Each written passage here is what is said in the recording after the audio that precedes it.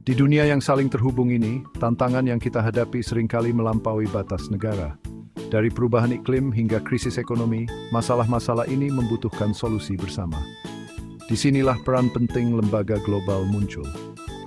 Lembaga-lembaga ini yang dibentuk oleh negara-negara di seluruh dunia menyediakan platform untuk dialog, kerjasama, dan aksi kolektif. Mereka membantu membangun konsensus, menetapkan aturan, dan memobilisasi sumber daya untuk mengatasi tantangan yang kompleks dan saling terkait yang kita hadapi. Dalam video ini, kita akan menjelajahi beberapa lembaga global utama, memahami sejarah mereka, tujuan mereka, dan bagaimana mereka bekerja untuk menciptakan dunia yang lebih stabil, adil, dan sejahtera. Setelah Perang Dunia Kedua, negara-negara berusaha membangun kembali ekonomi global dan mencegah terjadinya depresi ekonomi lainnya. Dari upaya ini lahirlah GATT, sebuah perjanjian yang bertujuan untuk mengurangi hambatan perdagangan dan mendorong perdagangan internasional. GATT menjadi pondasi bagi sistem perdagangan global yang lebih terbuka dan dapat diprediksi, mendorong pertumbuhan ekonomi dan kerjasama antar negara. Dari fondasi GATT, muncullah WTO pada tahun 1995.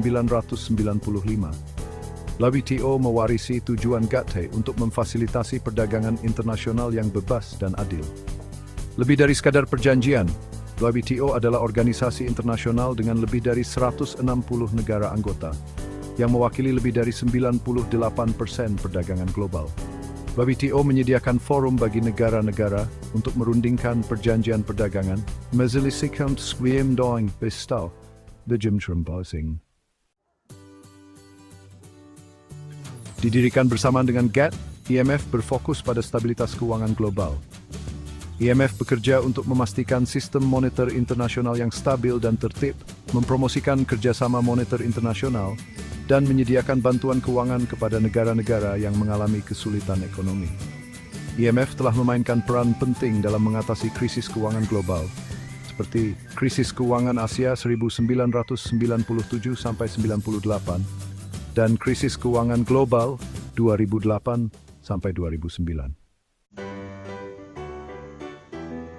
Chapter 4. Didirikan setelah Perang Dunia Kedua untuk membantu rekonstruksi Eropa, World Bank kini berfokus pada pengentasan kemiskinan dan pembangunan ekonomi di negara-negara berkembang.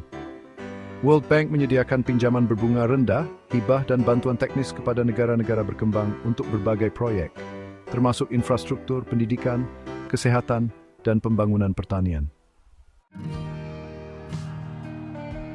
Chapter 5. Setelah kehancuran Perang Dunia Kedua, dunia bersatu untuk membentuk Perserikatan Bangsa-Bangsa, sebuah organisasi internasional yang didedikasikan untuk menjaga perdamaian dan keamanan internasional, mengembangkan hubungan persahabatan antar negara, dan mempromosikan kerjasama internasional. Dengan 193 negara anggota, UNIT forum global yang unik untuk dialog dengan dan berbagai isu, kendu hak asasi manusia, pembangunan berkelanjutan, dan perubahan iklim. Chapter 6. G20 adalah forum bagi negara-negara dengan ekonomi terbesar di dunia, yang mewakili sekitar 80% PDB global. Dibentuk sebagai tanggapan atas krisis keuangan Asia 1997 hingga 98, G20 telah menjadi platform utama untuk koordinasi kebijakan ekonomi global. G20 membahas isu-isu seperti pertumbuhan ekonomi global, regulasi keuangan, dan perubahan iklim.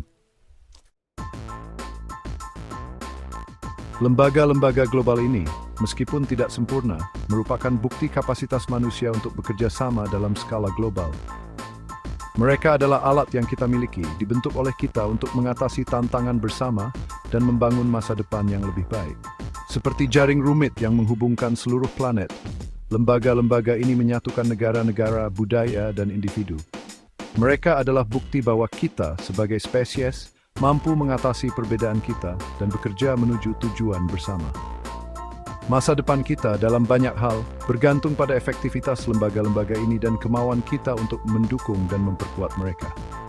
Karena hanya dengan bekerja sama, kita dapat berharap untuk mengatasi tantangan besar yang kita hadapi dan menciptakan dunia yang lebih adil, sejahtera, dan berkelanjutan untuk semua.